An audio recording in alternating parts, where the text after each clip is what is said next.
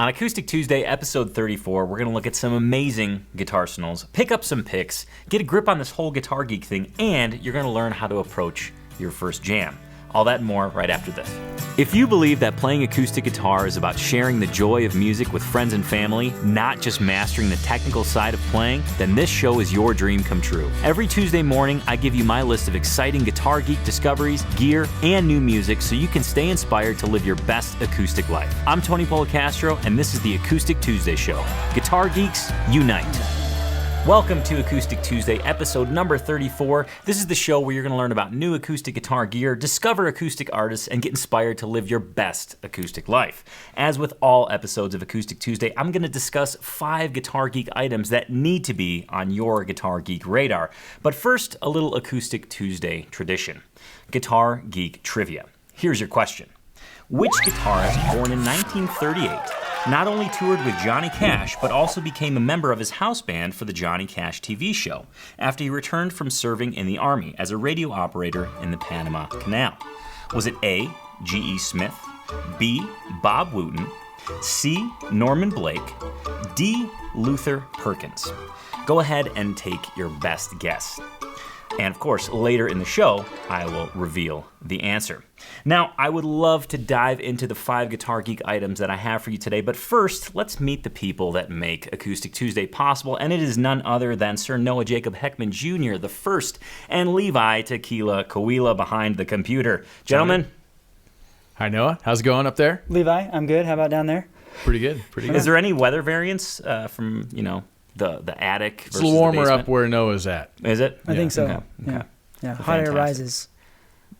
That explains the shorts. Right, and a lot of things. Well, guys, real quickly, there's 2 items of business I want to discuss before we even dive into the Guitar Geek list. First of which, where did we go last week? We went to Missoula. That's we right. went to Missoula. Yes. And Noah, what did we do in Missoula? Tony, we went to the Wilma in Missoula, Montana. The Wilma Theater. I think maybe even a historic theater. Yes. And we participated in a concert and enjoyed I'm With Her. Fantastic. It was amazing. So, Sarah Watkins, and that's all I know, and Yeah. then 2 other gals. Eva O'Donovan Good? and Sarah Jaros. Yeah. Good. Yeah, Good job. Right. So, amazing. Yeah, it was awesome. It was a boys' night in Missoula. It was a boys' night to go see the girls at the Wilma Theater. It was really awesome. So I want to thank the gals from I'm With Her for just putting on a hell of a show. It was enjoyed by not only the 3 of us, but of course everybody in attendance. And item of business number 2, real quick. There's been some comments recently about asking for the Andy Powers interview about the V-Class bracing. I haven't forgot about you guys. We got the video from Taylor, and I want to share it with you, but it's tied to a very important announcement that's going to happen in a future episode of Acoustic Tuesday, so you just got to sit tight for a little bit more, and I can assure you this interview will be very revealing about the new V-Class bracing design, and Andy did not shy away from any of the questions I asked him, even when it came down to structural stability, which was a kind of a hot-button item. So sit tight for that. It's going to happen, and there's going to be a really cool announcement that's paired along with it. So I haven't forgotten about you guys. Now, let's dive into Acoustic Tuesday as it is with our 5th Guitar Geek item, item number 5. A pick is a pick is a pick. Am I correct? Guitar pick. It's a piece of plastic that we hold. We strike the guitar strings, and the strings move, and sound is made. Well, not necessarily. Now, picks come in all different shapes and sizes, right? You go to your guitar store, and there's just trays upon trays of picks, all different shapes. There's tiny ones, there's big ones, there's round ones, there's square ones, there's triangle ones. You name it, it's all there. But the material is something that we need to discuss, because Daddario just released a new pick, an acrylic pick. It's made of an acrylic material. These picks are called Acrylux picks, and there's 2 different formulas. There's the Reso formula, which is red, and there's the Nitra formula, which is kind of a gray perloid pattern. Now, I went ahead as a guitar geek, and I felt obligated. I had to try these out, so I got a pack of 3 of each, the Acrylux Reso and the Acrylux Nitra. Now, the Reso is a pure acrylic pick, and the Nitra is an acrylic nitrate kind of mix. And what intrigued me about these picks was the professed tone that they would impart upon your guitar. Now, I will say this. I think these picks have a very unique tone in that the tone that these picks produce is definitely on the darker end of the spectrum. Think dark, think warm, think woody. Those are the kind of terms that I would describe these picks, the tone that these picks produce. Now, on all their advertisement materials, Daddario claims that the Reso pick, the pure acrylic pick, produces a bright tone, a more clear tone than the Nitra pick. Now, I will say I did notice that, but to a much lesser degree than I thought I would. I would say that the Reso pick, the pure acrylic pick, produces a subtly brighter tone than the Nitra pick. They're both, again, on the darker end of the spectrum, with the Reso pick offering just a touch more clarity and articulation, and the Nitra pick definitely kind of in that warm category of tone. Now, I would definitely recommend trying these out. They come in packs of 3. The packaging kind of looks like this. I mean, I opened it, but I wanted to show you guys. And there's a product video that they made, so you can kind of see these picks in action, and also they touch on the different sizes that the picks are made in. So let's go ahead and have a look at that. Introducing Acrylux, Daddario's first line of acrylic picks. Acrylux Reso is made from 100% pure acrylic, resulting in better grip and a bright tone. Acrylux Nitra is an acrylic nitrate blend, giving the player a warmer tone. Both formulations are available in 1.5mm thickness and in standard, jazz, and mandolin shapes.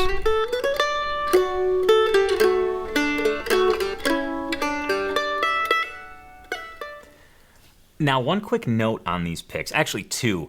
First and foremost, they come in a standard 1.5mm thickness. So if you like a thicker pick, these are definitely for you. If you don't like a thicker pick, I don't know if they offer them in any other thickness.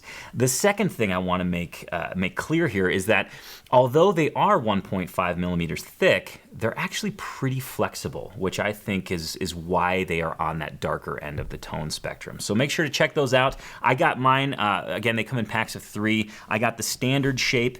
I got 1 of each, so a 3-pack of each, the Nitra and the Reso versions. And I think, I want to say they were about 12 or 14 bucks a pack. I'm not 100% certain on that, but please check out the links and you can check them out for yourself. Definitely a cheaper tonal experiment. Certainly cheaper than buying another guitar, although I wouldn't talk you out of that for any reason whatsoever. Let's move on to item number 4, shall we? Now, when talking about picks, you have pick gauge, how thick the pick is, and then pick material.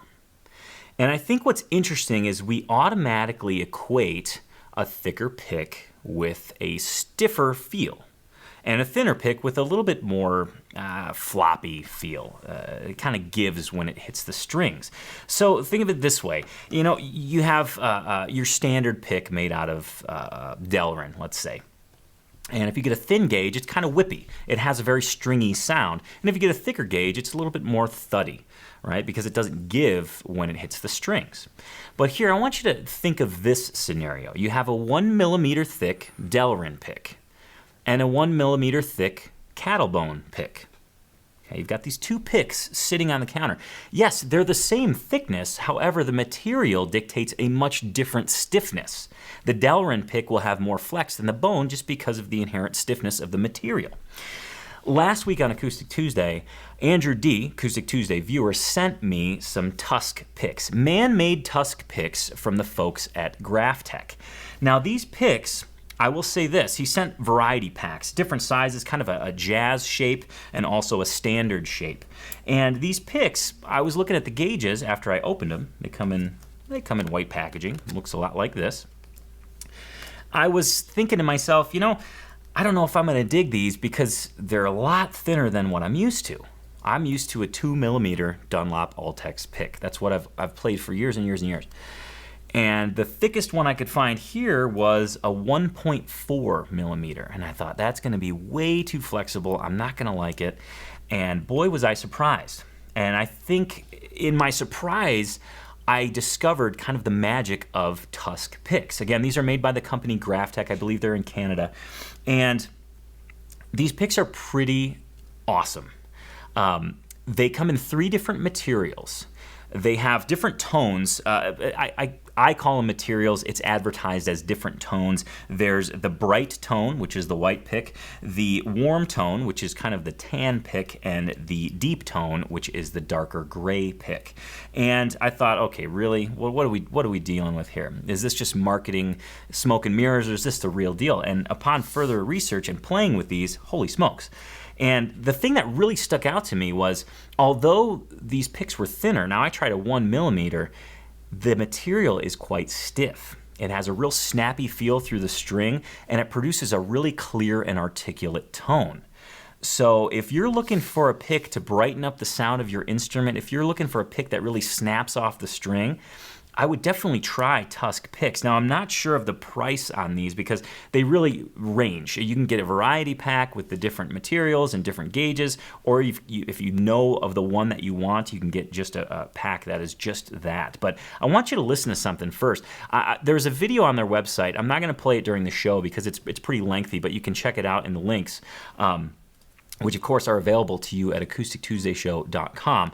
There's a full video where they do a pick drop test, and this test has basically a piece of tile, and the host is dropping picks, and he's checking out the different materials and the sounds that they make. Now, I don't know if this is going to come through, but I just want you to listen to this for a second. Here's the bright pick, here's the warm pick, and here's the deep tone pick.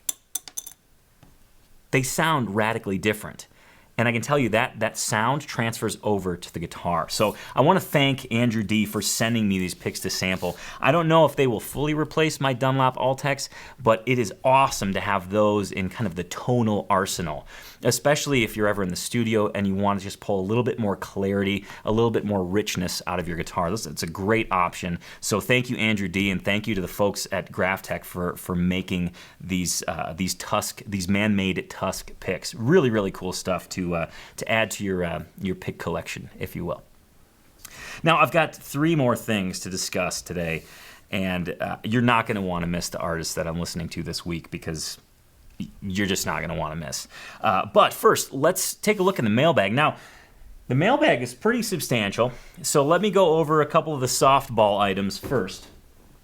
First and foremost, I got my new issue of Acoustic Magazine from the UK. Now, interestingly enough, I got an email a while ago that said Acoustic Magazine was going to be no more, and they were replacing it with a different guitar magazine. But when this showed up, I was happy. So hopefully they reconsidered their decision, because I really like this magazine, and I would urge them to not discontinue it, because I like it. And I'm hopefully you guys do as well. So that came, pumped to read that.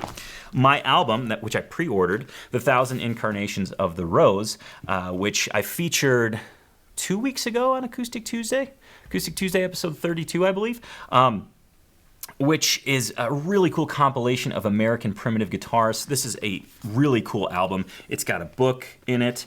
I wouldn't say a book, maybe some extensive liner notes rather, with some great historical information about American primitive guitar and the key players in that. The art is really cool. I'm excited to dig into that. Also, some really cool stuff came in. This is from Acoustic Tuesday viewer Troy. He says, enjoy the show very much. As a thanks for your hard work on a great show, please enjoy some of my favorite coffee. What guitar geek would not buy their coffee at a place called Fretboard Coffee? He's not joking. Literally, there's a place in Missouri called Fretboard Coffee, and the coffee's delicious. I'm actually hooped up on it right now, as is Noah. And within each bag of beans, they put a little card of what they were listening to while the beans were being roasted, which I think is just pretty darn rad. So thank you, Troy, for sending this. Really, really appreciate it. We all do, because we're all hooped up on caffeine right now. Thank you, Troy. And next up in the mailbag, the last package that came, but it's full. Let me tell you, this comes from Who's this come from? This comes from Paul H., also an Acoustic Tuesday viewer. He says, after concluding my first year as a Tony's Acoustic Challenge member and being a faithful follower of Acoustic Tuesdays, I offer 3 items from my Guitar Geek list as a token of appreciation, which I thought was really, really cool. And these have some explanation. So let me first I got to get the first item that was in the package. During the Play Everyday Challenge, I submitted a Fam Jam small win that you read during the program. You asked to hear the song, so I've enclosed the CD I made. While the quality of the song is debatable, I think the idea that evolved is worthwhile. My 5-year-old grandson co-wrote a song with me, then we recorded it. At a friend's suggestion, I made a CD package that memorialized the song's story and progress. And here it is. So super pumped to dig into this. Thank you, Paul. But wait, there's more. Next up, we have a fantastic Guitar Geek item. In 2015, he attended the Swannanoa gathering, which is essentially a week of guitar geekness. And Paul sent the magazine brochure, if you will, of the Swannanoa gathering, which is super cool, and I'm super pumped to dig into that. I just quickly leafed through it, and some of the teachers look amazing. So I saw Al Petaway, I saw Preston Reed, amongst many other greats. So thank you for that, Paul. Last but certainly not least, speaking of Al Petaway, he sent, Al didn't send, Paul sent this. Paul sent Al's CD that he recently recorded, which was just featured in Acoustic Guitar Magazine, which is pretty awesome. So thank you, Paul. And last but certainly not least, Noah and Levi will be very excited to see that Paul had a bottle of scotch laying around. So Paul sent some, now Noah, you might have to help me out with the pronunciation here, Talisker.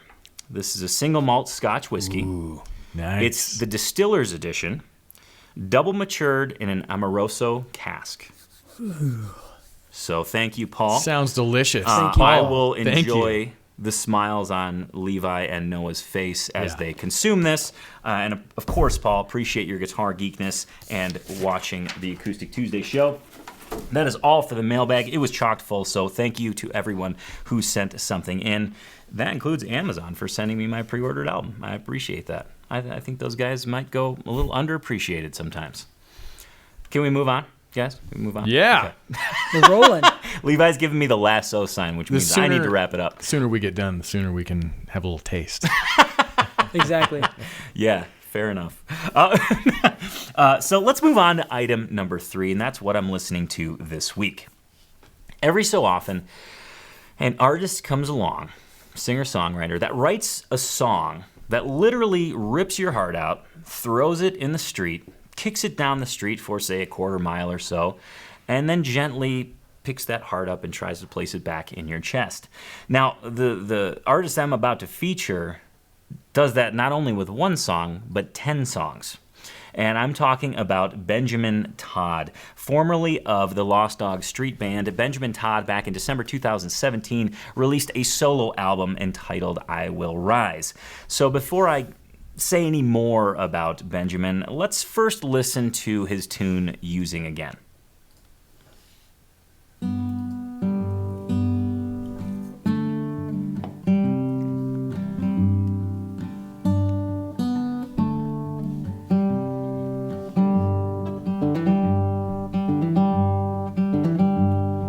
Living low down and I'm using again. I'm hating my name 'cause I'm cursed like my kin.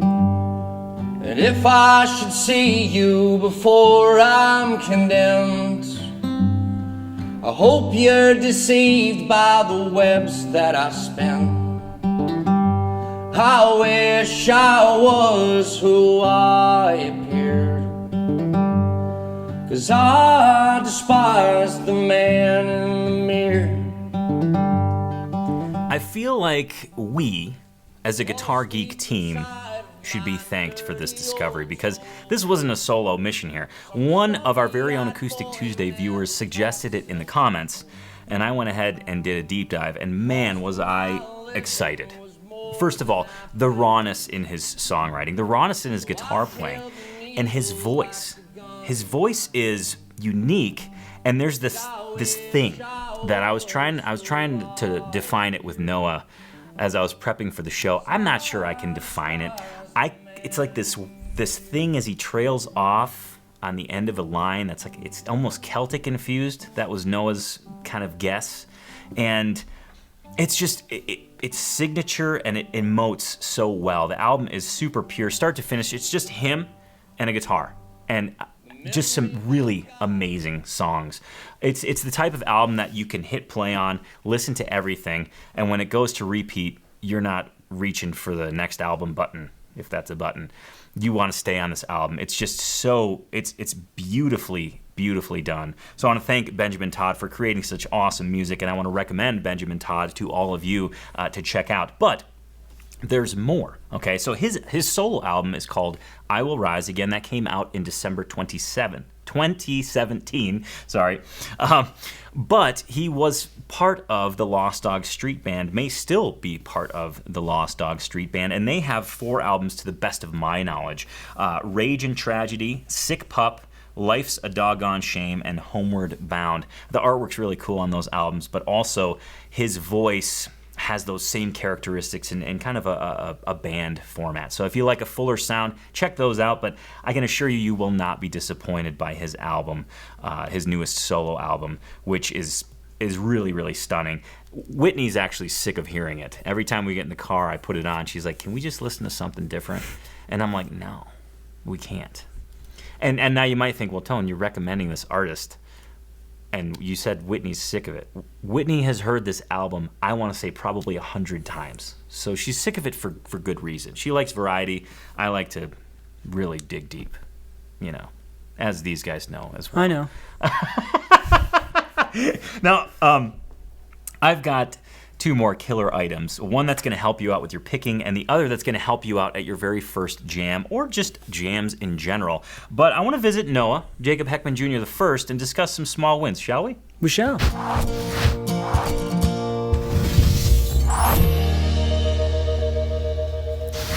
All right, small wins for this week. First up, we have small win from Tony F., who says, I watch the show every week at work and have yet to be caught. Thanks for making the workday a little more bearable. Awesome. And he said it was a small win. Oh, well, I think it qualifies, and thank you for watching. And if he's got any tips for how to not get caught, let us know. Yeah. Just wait, I'm gonna open loop that. We're gonna come back to his comment later on. Okay. Next small win comes from Enrico, who actually is quite a regular commenter on our Acoustic Tuesday shows. Actually, well, I should say that later, but keep going. And Enrico's small win this past week, he says, after years of flirting with the guitar in the shop, I finally found the courage to buy a Gibson SG Gothic Mort, or is it Morte? I'm not sure. I think Morte. Okay, it does have the E on the end, but it doesn't have the little Anyways. He says, I'm still playing it through a $67 amp, or through the iRig and the iPhone, but wow, what a guitar. That's super rad. That's awesome. Now, let me say that all small wins are fantastic, and they cover the whole spectrum, right? We've got small wins in playing. We've got small wins in life that has some connection with music. Every now and then, there's a small win that comes through that is so specific to what, like things that we say in the office when we talk about small wins that we want to hear from people. Yeah. Because of how we want to be a good positive influence, if you will. We want people to get inspired. Yeah, so we say specific things, and every now and then somebody rolls around and they parrot back pretty much exactly what we were talking about. So last small win for today comes in from Eric, and he says, my small win, found you guys today, really enjoyed the content. I returned to guitar as a means of therapy for PTSD and have experienced a lot of post-traumatic growth.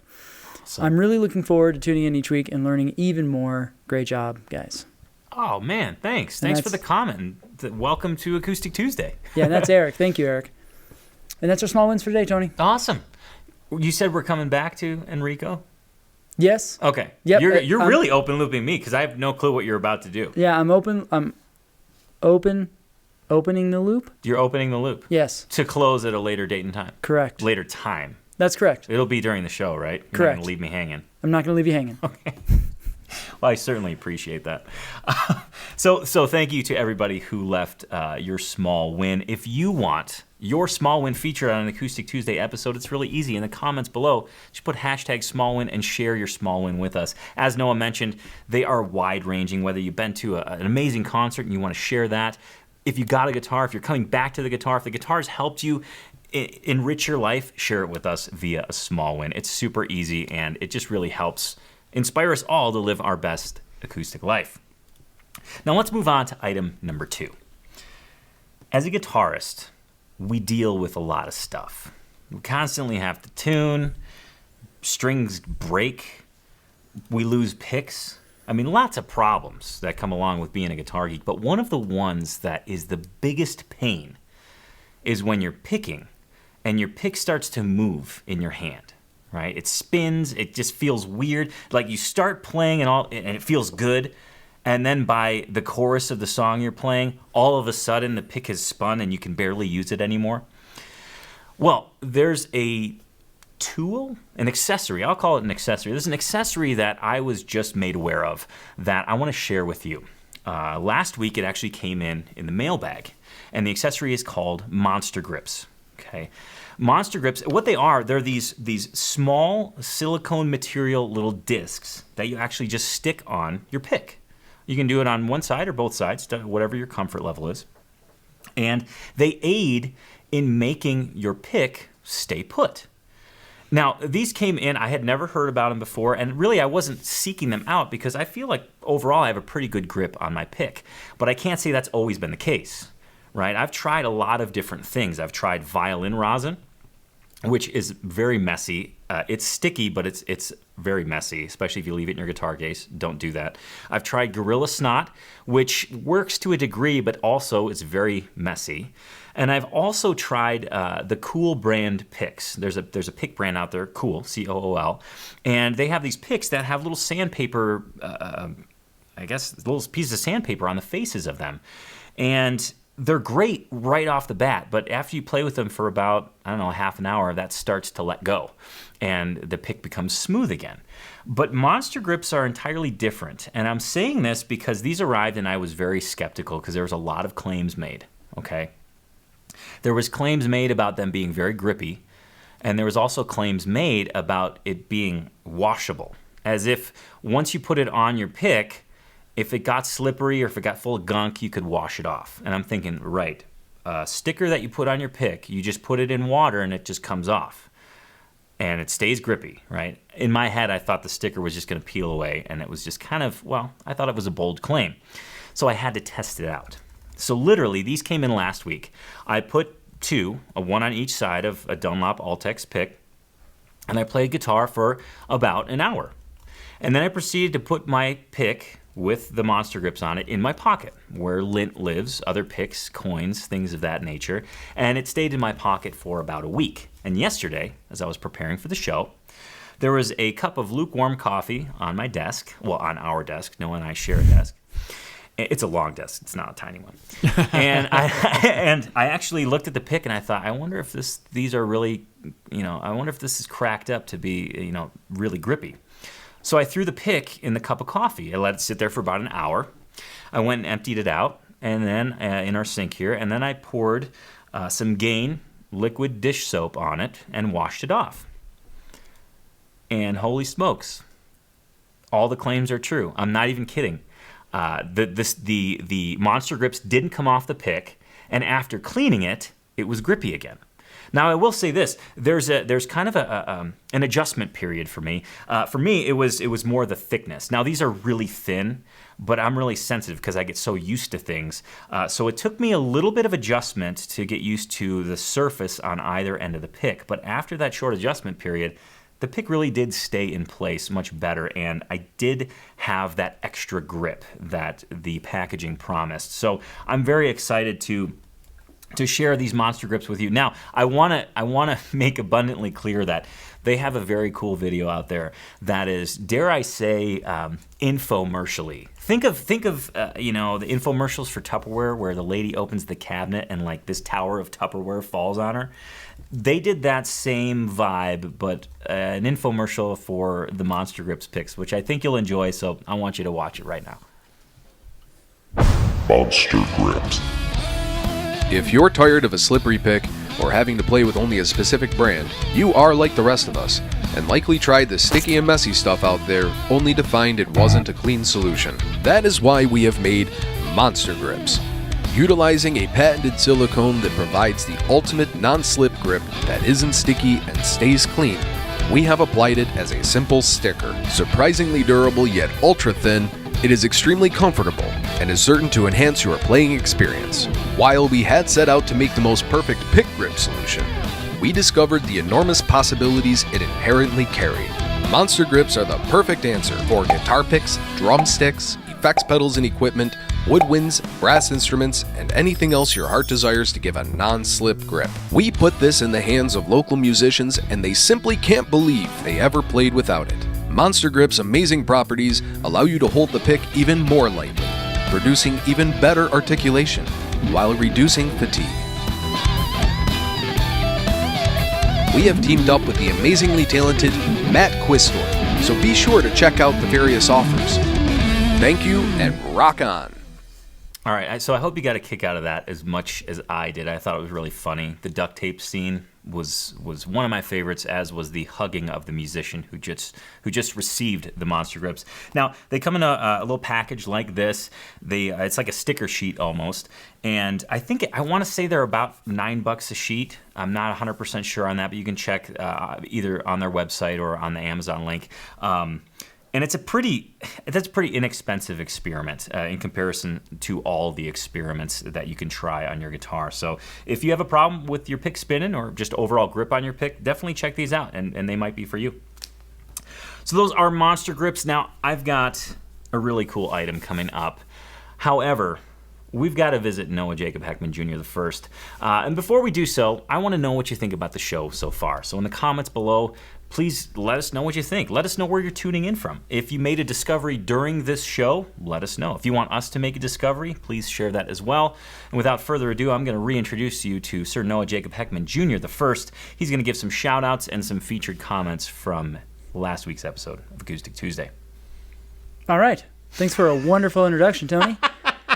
It was like one of the wrestling ones, the music and the fireworks. I don't have those, but you know what I mean. I just want to say that I really enjoy Benjamin Todd. You do? Yeah. I wasn't sure if I, was beating a dead horse over there. No. Okay. No, I enjoy it. Okay.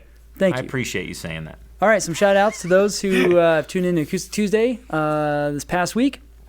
We have Cams, Kathy, Mark, John, Russ, Pat, Doug, Zion, Tim, Pete, Mario, Stephen, Jim, Gordon, Ralph, Kevin, and Frank. All right. Of course, there's always many more. Thank you guys for tuning in. And some comments we have for today. First one comes from Alpha Genie. Always enjoy your shows. You combine being very knowledgeable with relaxed good humor, and there's always something new to ponder. Note to self, try to listen more regularly. Well, thanks for checking out the show. And that's Alpha Genie. Next one comes from, let's see, I'm checking for my open loop. Remember I said I was going to open loop you?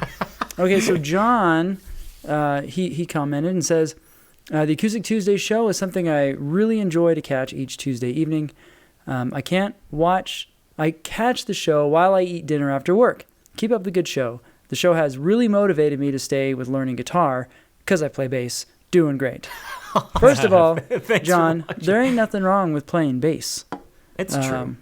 But we appreciate that. Thank you. Just so you know, Noah plays bass, if you didn't pick up on that. Well, yeah, I pluck it. He's a bass player. I know. He's amazing. Trust me. So thank you, John. And I like how John mentioned that it motivated him to stay with learning guitar. See, that's another one of those, parody things that we've said here. All right, next comment comes from Maz. And Maz says, I love the Scotch versus bourbon thing. That brings me back to Acoustic Tuesday over and over, waiting for the next round. I'm a Scotch guy, but I totally get the Kentucky, Tennessee, or wherever in the USA it comes from, bourbon thing. Have to admit, though, the real reason I stopped by is for the guitar geekiness. So thank you, Maz. Awesome. Thank you. Fellow Scotch drinker there. I won't hold that against him. I mean, I don't hold it against you guys, so. Yeah. Thank you. Could have fooled me. And our last comment today comes from Zion. And here's the open loop. Okay. Now, Zion says, well, let me segue. I'm sorry. This is so suspenseful. It is. You're killing me right now. Yeah, this is really good. Good job. But this is a comment, but it also rolls over into our you're a guitar geek when. Okay. Can I do that? Sure. You can do that. Okay. So, Zion's you're a guitar geek when, he says, you get caught in the middle of class at high school watching the new Acoustic Tuesday video. Love you guys and keep it up. Love all the reviews and love the comedy between you guys. Of course, I read that and I look at Tony and I'm like, there's comedy between us? I know. I was just thinking, comedy. I think there might be. Do you see the open loop now? I see it. So Zion, I'm sure you're catching this in class. Tony, from your small win earlier, maybe you guys should hook up. Because Tony says, I watch the show every week at work, and I have yet to be caught. Right. So maybe there can be some tips. Yeah. Thank you for explaining that, because I wasn't following Noah. I didn't see the connection, but now I do. So thank you. All right. DW says, you're a guitar geek when you get married, and the honeymoon plans revolve around taking a road trip to another state to take an in-person guitar lesson with your guitar mentor. Even better, your new wife picks the guitar you take. I think, actually, can I do a button thing? Yes. It's going to be quick, I promise. For anybody that's traveling, it's totally worth it to look up. Maybe your guitar hero lives in that state. Maybe your guitar hero is touring or something in your area. It never hurts to say, hey, I'm a huge fan. I'd love to learn from you. What's the worst that you can do? Send out an email and they say, you know what, I can't. Or in this case, it's like, yeah, I can. Actually, I have some spare time. We can do a lesson or something like that. So that's an awesome Guitar Geek tip and an awesome you're a guitar geek when. All right. Next one comes from, if I say this correctly, Cabeoth. I think you did it right. Okay. Yeah. Says, you're a guitar geek when the final disposition of the guitars is explicitly stated in the divorce settlement. Wow. Good one. That one rings pretty true for me. Next up, Kathy M. You're a guitar geek when I went to see the Fab 4 tribute band and was early so I could go see the guitarsenal of the vintage guitars that were on stage before the show and took photos. Oh, nice. Then the sound guy sees my guitarsenal tee and wanted one. By the way, the show was on April 7th of this year, and it was like seeing the real Beatles. What a great show. See if you can. Awesome. And next one comes up from, I know this is funny, this is a different Kathy M. Okay. So two Kathy M's. Two Kathy M's. All right. So this other Kathy M says, you're a guitar geek when, I knew he was a guitar geek when I had the flu and he walked into the den with a humidifier. I said, aren't you sweet bringing that for me? And he replied, you're welcome, sweetheart. But actually, I noticed the relative humidity in the room has dropped below 40%. This is for the guitars. That's really ridiculous. Yeah. Yeah. Okay. Next one comes from Music Lover 98. You're a guitar geek when you find a job with better pay than your current one for the sole purpose of buying more guitars. Very nice. Yeah. And next one comes from Enrico. You're a guitar geek when you bring home a new guitar, but you spend the whole afternoon replying to messages of your friends who are a bunch of guitar geeks, and they want to know everything about the guitar you just bought, and you only managed to start playing the day after. And last one for today comes from Ralph. You're a guitar geek when you've taken an old advent calendar and rigged it up full of picks, etc., for the days leading up to the Winter NAMM show.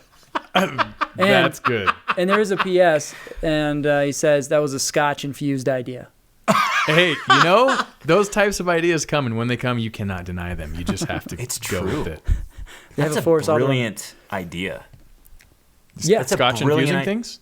Well, no, I was thinking like bourbon infusing. Oh, right. So that's... bourbon has to infuse things because that's the only way it tastes good. Yeah, you have to like infuse bourbon with like coconut flakes or like, you know, For the strawberries record, or something. For the record, Acoustic Tuesday viewers, when we went to see I'm With Her, I had the foresight to bring along a bottle of bourbon that we could enjoy before the show. Neither Levi or Noah had brought a bottle of scotch, so they sure changed their tune about bourbon just about 2 hours before the show. It was pretty good, and it really emphasized how good the scotch was once we finally got a little bit of that later on. Which we did later. And because I scouted specifically for that. Yeah. Okay, carry Anyway. on, Tony. Good Yes, chat. Good Tony. chat. Well, I want to thank you for sharing those, Noah. And of course, if you're out there thinking, I'd love to add to the You Know You're a Guitar Geek When segment, just please do so. In the comments below, hashtag You Know You're a Guitar Geek When, and then go ahead and complete the statement. We thought they were going to slow down, but I don't think that's the case because I feel like we're getting more You Know You're a Guitar Geek Whens than ever before. So let's keep that trend going. So please, in the comments, leave those for us. They're really a treat to read, and they're all so true. It's almost scary. Okay, and speaking of guitar geeks, we talk a lot about guitar geeks. Nothing in the world says guitar geek like sharing a picture of your guitarsenal. And speaking of that, I've got 3 guitarsenals that I'm going to share with you right this very moment from our very own Acoustic Tuesday viewers. Let's start with Don N.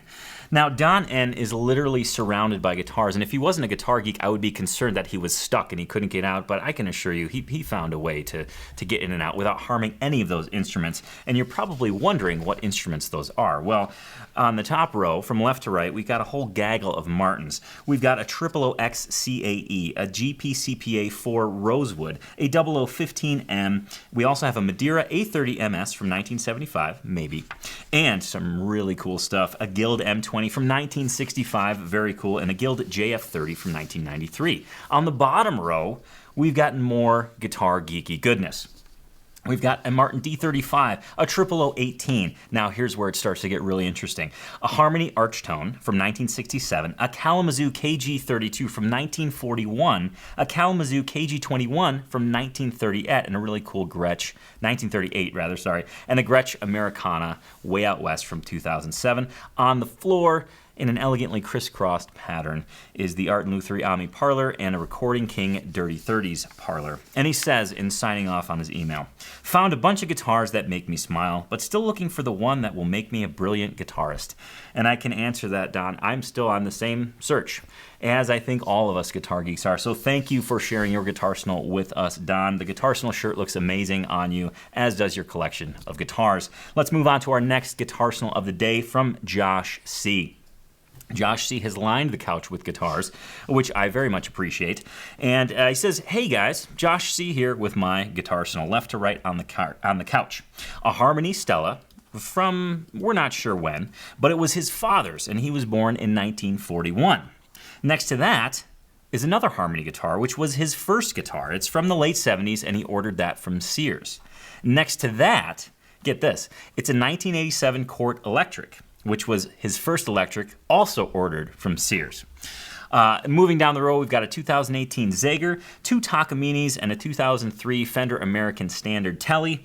And right next to him, we've got 2 really, really cool guitars. We've got a 1988 Alvarez Koa and a 2015 Martin 0015 SM that, guess what, he just acquired, and he already loves it. Of course, he's holding his Martin Backpacker travel guitar, and of course, he's also wearing his guitarsenal shirt. I want to thank you, Josh C., for sharing your guitarsenal with us. And last, but certainly not least, this was a familiar face to me. This guitarsenal is very familiar to me because this is actually my dad's guitarsenal. No joke. I got an email at support@tonypolecastro.com just the other day, and it was from my dad's email address, and my dad very proudly got himself a guitarsenal shirt and showed off his guitarsenal, which he's actually holding the first guitar I ever played, the guitar I learned on. It's an Epiphone Texan from, I want to say, I don't know, maybe 81, maybe 82, early 80s. It was a Norlin era Gibson / Epiphone, and I want to say the action on that guitar right now is probably about 1.5 inches at the 12th fret. But my dad will still to this day claim claim that is the best sounding guitar he's ever played. So that's that guitar. To his left, he's got 2 killer basses, a Rickenbacker and also a BC Rich Eagle bass from the 70s, which has quite the audacious leather fringe strap that comes with it. Below those, we've got a Fender Deluxe Tele and a Fender Deluxe Strat. He's got a mandolin down there, a banjo on the other side, a 16 series cutaway Martin guitar, and then on the floor, we've got Epiphone Masterbuilt to the right and a Martin 15 series bass that has since been discontinued. So thank you, Dad, also known as Steve P, for watching the Acoustic Tuesday show and sharing your guitarsenal with us. Now, you might be thinking to yourself, you know, I've got a guitarsenal. I'm a guitar geek. I want to share my guitarsenal on the Acoustic Tuesday show. Well, it's really easy. There's 3 simple steps. Number 1, order yourself a guitarsenal shirt. There's a link right beneath the show. You can pick your favorite color, pick your size, and have it shipped directly to your door. Step number 2, gather all of your instruments together. Put on your guitarsenal shirt and take a picture of you with your guitars. And of course, while you're doing so, involve anybody or anything that's involved in your guitar journey. That might be a pet, might be a spouse, it might be a guitar geek friend. Whatever the case may be, include them in your picture. And once you've snapped that picture, step 3 is to send it to support@tonypolecastro.com with the subject line #guitarsenal. That's it. 3 easy steps. Get the shirt, take the picture, send the email, and you'll be featured on a future episode of Acoustic Tuesday. That's it. Now, I want to move to item number 1, because this item is something that will help everybody on their guitar journey. I often get asked, what's the best way to approach your first jam session? Or just, you can think of it as playing with other guitar geeks, right? And it's pretty, well, it's a scary scenario. I can remember the first time that I was about to go jam. In fact, I tell this story often. I was at a bluegrass festival. I carried in my guitar. It was Martin AT35. I had just bought it. And I went to this jam circle, and I stood outside the jam. And I was watching the magic that happened. And I was like, wow, this is really cool. And I continued to watch. And just when you thought I couldn't watch anymore, I kept watching. And then the guy that was helping facilitate the jam, it was actually Keith Yoder. I believe he's from Iowa. He came up to me and he said, hey, why don't you join in? You got your guitar. And I said, oh, I'm just here to watch. So I left that jam with guitar case in hand. The guitar never left the case. And I'm telling you this story because I think it stresses a very important point. Whenever we hear the term, playing with other people or jamming, it produces a lot of anxiety. And along with that anxiety, those what if questions start to bubble up. Right? What if I'm not as good as the other people in the jam? What if I don't know the songs? What if they don't have a song sheet for me? What if they're using chords that I've never played before? What if they judge me? What if? A billion what if questions can arise. And that's a lot of times what stops people dead in their tracks from going to jam. And let me tell you this, that's a totally valid feeling. Those what if questions are downright handicap. I mean, they can literally make you lock up. But I want to share with you 4 things to consider when you get asked to join a jam, when you get asked to come over to a friend's house and play some guitar with them. Okay, so here's the 4 things that I want you to be aware of that will help you approach playing with other guitar geeks. And the first thing is guilt by association. Okay, I entitled this Guilt by Association because you want to surround yourself with players that you like to hang out with. Maybe they're friends. Maybe they like the same music as you. Maybe you met at the mechanic shop while you were waiting for your oil to get changed and you struck up a conversation. And you know what? Lo and behold, they're a Martin person as well. And they play a little guitar. Surround yourself with people that have the same values as you, that have the same view on guitar, that have the same view of what music should be in their lives, right? It's not about trying to go to this jam where you're put on the spot. It's about being surrounded by friends and playing music, but also sharing time and laughs, and in some cases pie. So guilt by association is the first step. The second step is to have an open mind. Okay? Going to a jam is not about a performance. It's not about playing a face-melting solo. It's not about impressing everybody and leaving the jam and thinking, man, I won that jam. There's no winning.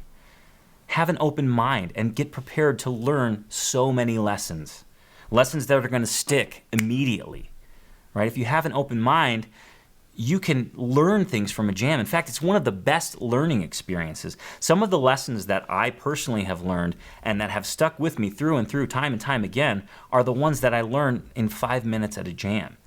And the only way that I was able to learn those lessons is to go to the jam and have an open mind, knowing that I'm not going to know everything at the jam. And that's going to be a great opportunity to learn more, because we're all on this guitar journey together, wanting to help each other and wanting to learn more. So step 2, have an open mind. Step 3, this one is very important. Ask questions. There's no rule in any rule book, in fact, I don't think the rule book exists about jamming, that says you have to show up to the jam, know everything, and not say a word. Okay, and I say this because this comes from a very real question that I had, in that, well, what if I don't know the song? Well, if you don't know the song and you're surrounded by people with the same values and you go into a jam with an open mind, ask a question. Hey, before we start the song, can you quickly go over the chords?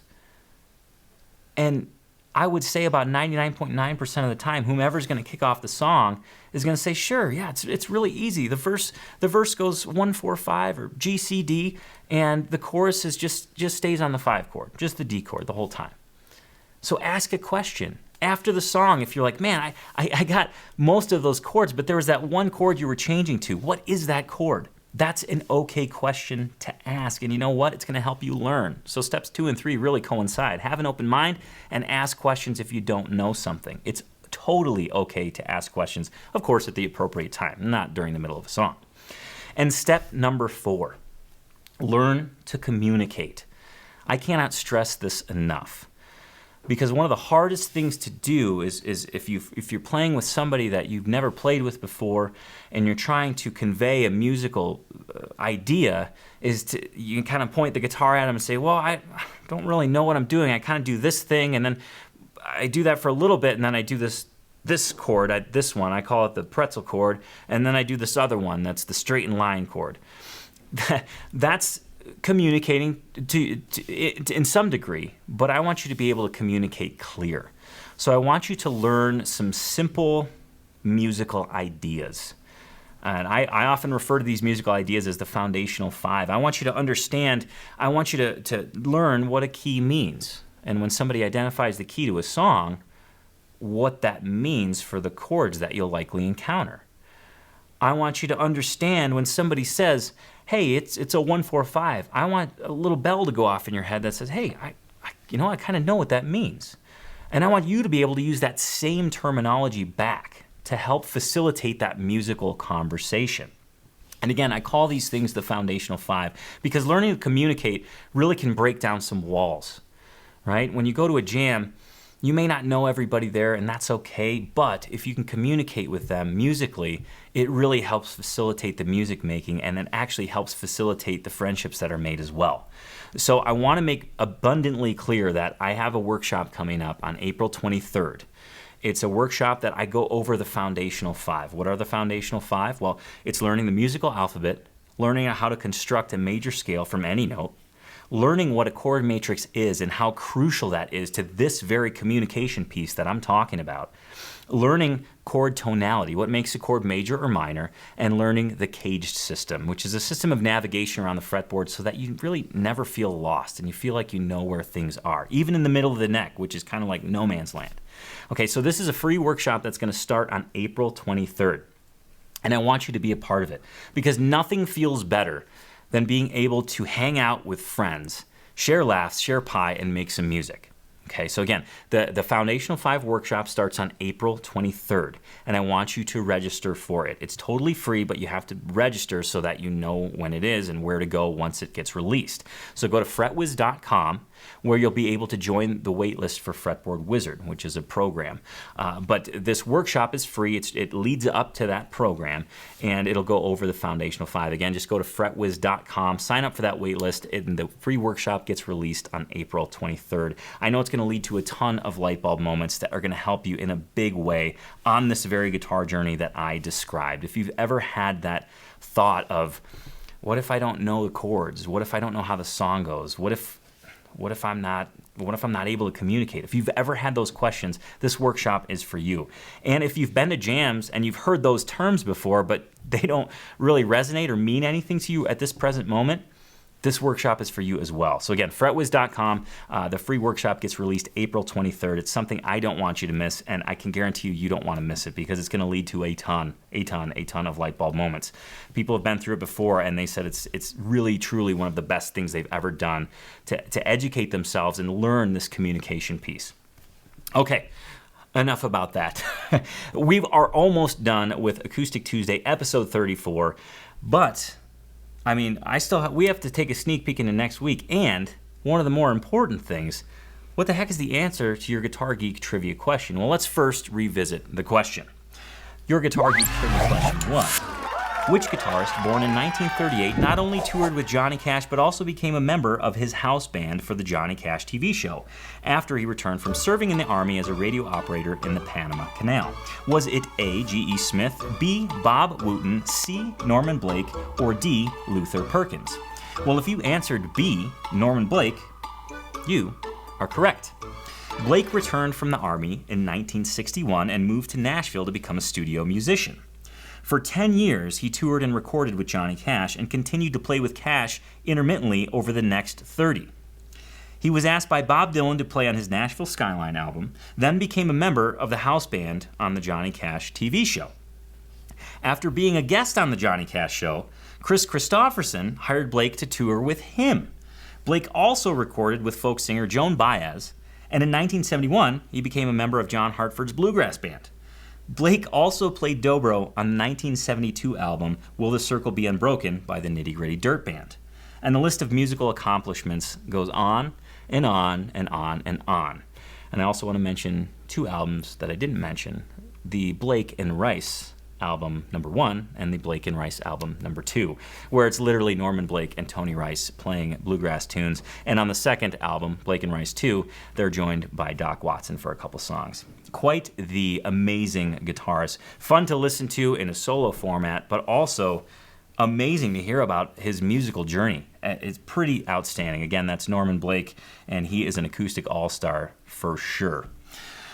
So here we are at the end of Acoustic Tuesday, episode 34, and I want to make abundantly clear that I don't want you to miss an episode of Acoustic Tuesday. So right now, if you haven't done so, please subscribe by clicking that red subscribe button, and don't forget to hit that little bell so you get notified of every new video that gets released. And better yet, if you want Acoustic Tuesday delivered directly to your email, just click the link in the description. You'll not only get Acoustic Tuesday delivered directly to your email, you will also get access to my Guitar Geek list, which is something you don't want to miss. Now, Acoustic Tuesday airs every Tuesday at 10 a.m. Mountain Time, and you know what? Next Tuesday is going to be one for the record books. So let's take a sneak peek into next week. Next week on Acoustic Tuesday, you're going to learn of a duo featuring a blue ribbon songwriter, a legit blue ribbon songwriter. You're going to get the perfect cup of joe, and you're going to learn about a book that features changed lives, and it may very well change yours. And of course, that is next week on Acoustic Tuesday, episode 35. But for episode 34, we're about done here. Again, don't miss an episode of Acoustic Tuesday. It airs every Tuesday at 10 a.m. Mountain Time. And please share this with your Guitar Geek friends. If you know a Guitar Geek that would love this show, just share it with them, acoustictuesdayshow.com. And of course, you can go there to get all details on anything I discussed in today's show. Thank you so much for sharing your time with us, and until next Tuesday, cheers and keep on picking. Some starry-eyed boy never taught self-control. The cost of my living was more than I planned, so I held the needle like a gun in